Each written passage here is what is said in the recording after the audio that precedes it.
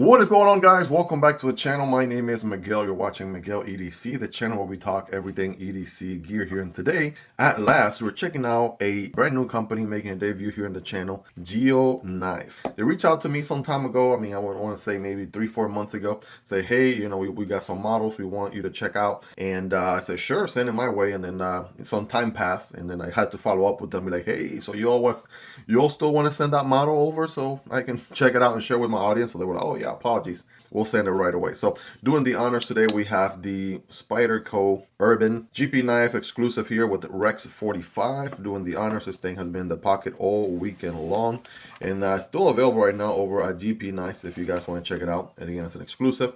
It's a slip joint that you can actually operate with one hand, so I absolutely dig that a lot. Check out the unboxing overview video on it if you want to learn more. But without further ado, let's get in here. Of course, this knife and every other knife you see in this video will be linked down below. Not sure why we have a cutout on this side but not on this side. Anyways, let's go ahead and get in here, put the password in. This is the M390 titanium gray model right there on the screen. Of course, it's made overseas in China. We got the knife right here, which is exciting. We got wiping cloth, a card, and some Omega springs, right? That's right, they're adding some Omega springs on there, which is definitely a welcome addition. And without further ado, guys, here is the knife. Now, there has been some debate back and forth whether GEO Knives is OEM by Kubi or whether they are a Kubi subsidiary. We reached out, or I asked, and they said they're not. But, even the packaging looks very Kubi-like in a way. Even the way this thing comes sealed, but, anyways, let's go ahead and check this thing out because this thing is an amazing value. I want you guys to pause right now, right, and take your best guess in the comments as to how much you think this is going to cost, right? We have some titanium with some beautiful milling going on there. M390, right, not S45EN, S35EN, M390 on the blade. How much do you think it costs? Let me know in the comments, and I'll tell you in a second because this thing is an amazing value. So for starters here, right, the titanium assault contour all around. We have kind of like a soccer ball hexagonal pattern going on all throughout, which looks really nice. You guys know me. I'm a sucker, no pun intended, for mill titanium scales like this one. This one looks so good. We have a reversible, that's right. They went the extra mile to match and give you an inlay right here, cover for a reversible pocket clip, right? Not necessarily the most deep carry, but it gets the job done, so that's looking good. And yeah, even the inlay matches the design. That's attention to detail. Again, how can they pull this off at the price point? I don't know, but yeah, this is insane. There's going to be a crossbar lock. Even loving the Damascus looking pivot color on both sides. You usually only see that on much higher end knives. For example, I have that on my Kunwu Pulsar XL. And again, you see this sometimes on the 250 plus price range. So it's a very nice touch here. And without further ado, let's go ahead and get this thing deployed. We got 2 thumb studs on there, and bam, there it is, guys. There it is. Is this perhaps going to be the new bug out killer of all times? I don't know. We're certainly heading that way. You are getting so much knife here with so much premium materials as compared to like the base starting bug out from BENCHMADE. It's insane, right? What is the starting price on a BENCHMADE bug out? Like $160, $70 for the FRN scales. You got full titanium and M390 here, guys. Have you done all your guesses in the comments yet? All right, check this out. This thing comes in at 100. All right, I want you to sit down. Sit down for this. All right, are you sitting down? Great. $125. All right, mic drop. That's it. $125. That is insane. What? 125 bones? That is a crazy value, and that's for the premium version here. If you want to save even more money, go the budget route, you can get like an ultimate version for $69.99. Call it 70 bucks. So still within range for a reasonable budget knife. But man, if you want to go full premium, a couple more dollars, they're getting you a heck of a banging knife right here. There's absolutely zero doubt about it. So the model name on this one, I believe, is the Ethereal Cutter. But what do we have going on, right? Check out the beautiful drop point blade with the beautiful switch there. It's got a stone wash finish to it. Again, M390. Future me double check on the HRC just to be safe. Get a closer look. We have a flat grind going on there with a pokey tip, a little bit of belly. So much so that I better be careful, right? I almost wanted to get a bite on my finger there. But no, sir, not today. Not today. The handle just looks so good without milling, man. I can't stop looking at it right there. It looks so good. Checking on the ergos right here, hammer grip. I'm able to get a full 4-finger purchase right there. Check that out. And then obviously you can forward choke if you wanted to. There's somewhat of a finger choil situation going on there. Take a look at that. So yeah, ergos are going to be really good. Good 9.5 out of 10. And the milling, man. The milling is just what? Chef's kiss right there. 100% money. Money!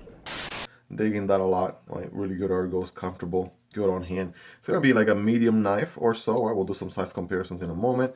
Now this one's not broken in yet. And I think, okay, that could be, right? They give you, I want to say washers.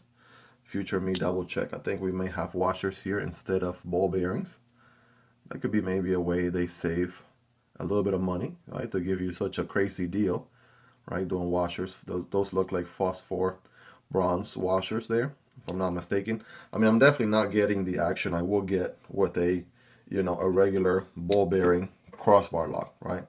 So it would look something like this with a ball bearing crossbar lock, like on this Kunwu Chad. But on here is, yes, mainly washers, and you just gotta work on getting the flow of how much flick of the wrist it takes. Very similar to like say a Manix 2 that's on washers. A lot of Spyderco knives on washers. So yeah, just gotta, once you get the hang of it, there you go, you're good to go. So thumb deployment is good. Whoops, reverse flick. Yeah, that's on the meat of my middle finger there. Bam. Boom. And then just getting the feel for it here. That's what it takes to deploy. Bam. It's much more of a wrist flick intensive folder given the washers, but it should break in pretty easily over time. So let me give you some size comparisons here to give you more or less a ballpark. Here is that Spyderco Rex 45 GP exclusive Urban. All right, that's going to be a smaller folder there. This is the Naga from Vosteed, and I also recently unboxed this one in the channel. That's going to be a much larger folder, no doubt. We got the MSI from Microtech. We have the Stitch, right? Obviously, those are going to be, you know, large, extra large knives by comparison. Here's the PM2 right there. Take a look. It's a little bit larger. Is this guy mostly, it's a little bit shorter than the Para 3, right? So still a little bit shorter there. So hopefully you own some of these knives more or less, just to give you a ballpark. And this is what I mean when I tell you that I like my milling on knives, right? This is my kind of knife right here with the monochromatic aesthetics. That's the Demko AD 20.5. This is the Kunwu Chad, right? You can see quite the size difference there. By the way, these are all highly recommendable and linked down below if you guys want to check out prices, availability, and variants. There is the Civivi Vision FG, Kizer Militaw, much larger knives. And I do have content on all these knives also here in the channel if you guys want to learn more. Last but not least, we have the CJRB Pyrite Light and the Vosteed Porcupine. Take a look at those. Very close to the Porcupine, although still a little bit shorter. Let's go ahead and get scientific with it here, because this M390 tried to bite me a little bit earlier. So let's see what it's got packing here. All right, let's get a feel for that fresh edge. Okay, it's looking pretty good. All right, feeling pretty good here. Piece of paper, 5x zoom for some scientific points. Oh yeah, oh yeah. I mean, cutting swirls on that paper like nobody's business. Get some full slices. Oh yeah. All right, let's do some curves. Look at that. Boom, bam. All right, cutting really good, you guys. Coming really sharp out of the box. That would be an understatement right there. But yeah, clearly can cut some paper. That's not really proving much, but for what it's worth, we've had a few lemons here on the channel before that haven't even been able to do that. So cutting a single wall piece of cardboard here at a diagonal angle for better performance. Here we go. Oh yeah, not even sweating it. Boom, bam, and one last one. Bam, there it goes. Right, this one even has some tape on the other side. But you guys rate this thing in the comments. Let me know on a scale from 1 through 10, 10 being the sharpest, right? How sharp is this thing out of the box? All right, you guys let me know. But a nice little wipe right there. We didn't even have to bust out the break-free CLP. And that stone wash blade is a perfect combo here for this handle, if you ask me. So I still got to get used to the whole washers, though. That part throws me off a bit because I've been working with so many ball bearing crossbar locks recently. That'll be about the only thing. So if I were ever to do a skiff bearing swap or something like that, it would be to this knife for sure.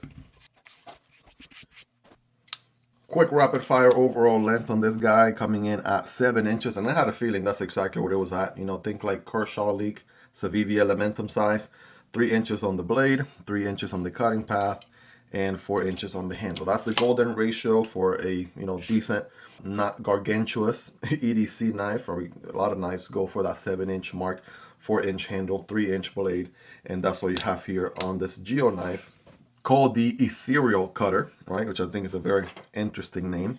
Got a blade stock thickness here coming at 0.12. That's the average in the channel.